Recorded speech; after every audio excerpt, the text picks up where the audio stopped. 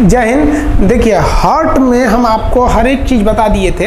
Heart की जांच जो की जाती है वो ईसीजी के द्वारा की जाती है, इलेक्ट्रोकार्डियोग्राफी। ईसीजी का फुल फॉर्म होता है इलेक्ट्रोकार्डियोग्राफी ईसीजी। ईसीजी के लिए शरीर पर 12 अलग अलग जगहों पे लीड लगाए जाते हैं, जिसे हम लोग ईसीजी लीड्स कहते हैं। समझ में आया? अब देखिए, इसका एक तो ग्राफ बनता है। उस ग्राफ में ना बड़ा क्या चीज़ देखा जाता है, तो उसको बोलते हैं PQRST ग्राफ। तो इस PQRST ग्राफ में क्या होता है, देखिए, जब ब्लड शरीर में हृदय में अंदर जाता है, हम आपको बताए थे दाहिना अलिंद से वो अंदर जाता है, तो उसको P ग्राफ से दिखाया जाता है, P से। ये हो गया P।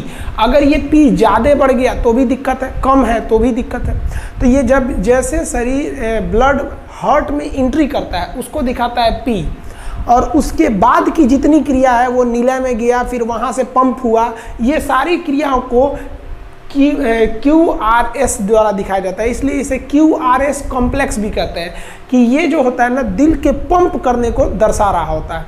अगर ये मान लीजिए कि R का मैग्नीट्यूड बहुत ज़्यादा दिखा दिया, इसका मतलब हार्ट तेज़ी से पंप कर रहा है।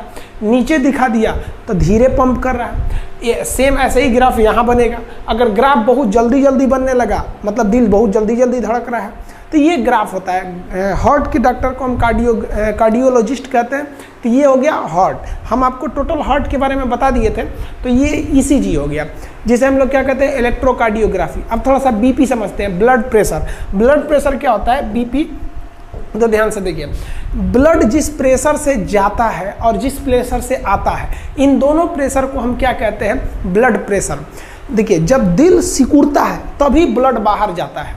दिल के ऐसे हो जाने का सिकुड़ जाएगा, जब पचकेगा तभी ना ब्लड जाएगा। तो दिल के पचकने से ब्लड बाहर जाता है, उसको हम लोग कहते हैं सिस्टोलिक। यानी जितने प्रेशर से गया उसे क्या कहते हैं, सिस्टोलिक। और लौट के कितना से आ रहा है, डायस्टोलिक। यानी कितना हुमच के ढकेला है दिल, वो क्या हो गया, सिस्टोलिक। और कितना लड़ कर वापस कितने स्पीड में कितने प्रेशर से आ रहा है, उसे हम क्या कहते हैं, डायस्टोलिक।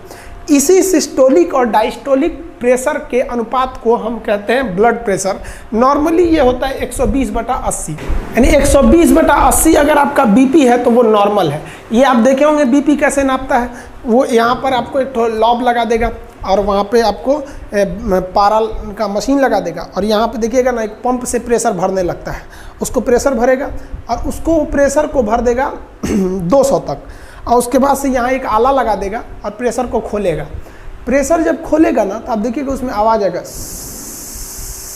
इस तरह से प्रेशर खोलता है।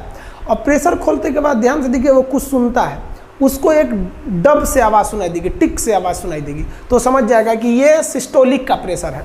और वो आवाज़ चलते रहेगा, टक टक टक टक टक टक टक टक टक, और जहाँ वो आवाज़ बंद हो गया वो समझ जाएगा कि ये डायस्टोलिक है।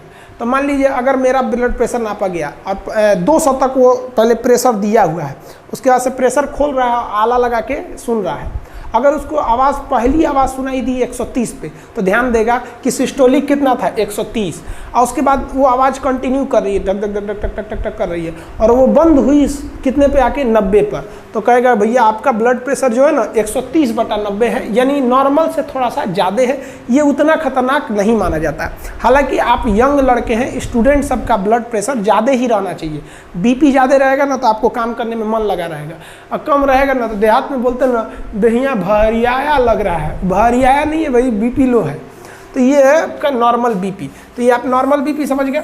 अब हम लोग समझते हैं कि बीपी हाई किसे कहते हैं। हाई बीपी में क्या होता है, दोनों हाई हो जाता है, यानी सिस्टोलिक और डायस्टोलिक दोनों। ये 150/90 हो जाता है या 150/100 हो जाता है, तो वो क्या हो जाता है, हाई बीपी में चले आते हैं लोग। हाई बीपी को हम हाइपरटेंशन भी कहते हैं। बीपी हाई हो जाना भी खराब चीज़ होता है, उसमें भी बहुत ज़्यादा बीपी बढ़ जाता है, हार्ट वगैरह पे इफेक्ट पड़ता है उसका। प्रेशर ज़्यादा हो जाएगा तो हार्ट अटैक का खतरा हो जाता है। और अगर लो बीपी यानी लो ब्लड प्रेशर देखेंगे तो ये 120/80 से घट के कितना हो जाता है, 100/60 हो जाता है। लो बीपी भी खराब चीज़ है। बीपी अगर लो हो जाएगा तो भी दिक्कत है, आप भद गिरिएगा, कहीं खड़ा रहेंगे ऐसे गिर जाएंगे जहाँ तहाँ। तो ये बीपी को ना बढ़ना सही है ना घटना सही है, बीपी को नॉर्मल रहना चाहिए। इसके लिए दवाइयाँ आती हैं सब। अगर बीपी लो हो जाए तो बढ़ाने के लिए फल फूल नमक वगैरह खाइए, ज़्यादा बढ़ जाएगा। हाई हो गया है तो नमक तेल मसाला गर्म चीज़ कम कर दीजिए, लो हो जाएगा। तो तो ये दवा और मेडिकल पे दवाइयाँ भी अवेलेबल रहती हैं बीपी को कंट्रोल करने के लिए। हाँ, बीपी को कंट्रोल करने का घरेलू उपाय भी क्या है? घरेलू उपाय समझिए। मान लीजिए कि अगर आपका बीपी बहुत बढ़ गया है और आप चाहते हैं बीपी को घटाएं, तो आप अपनी साली से बात कीजिए। साली से बात करेंगे ना तो बढ़ा हुआ बीपी ऑटोमेटिक लो हो जाएगा। और अगर आपका बीपी बहुत लो हो गया है और आप चाहते हैं इस बीपी को बढ़ाएं, तब आप अपनी घर वाली से बात कीजिए। 10 मिनट बात करेंगे ना, आपका लो बीपी को हाई कर देंगे। समझ गया? तो ये घरेलू उपाय भी है, आप इसको भी आजमा सकते हैं। नहीं तो आप दवा खाएंगे। तो ये आप बीपी और ईसीजी समझ में आ गया आप लोग को। उम्मीद करते हैं ये समझ में आ गया होगा। नेक्स्ट हम आपको बॉटनी में भी कुछ चैप्टर को क्लियर कर देंगे।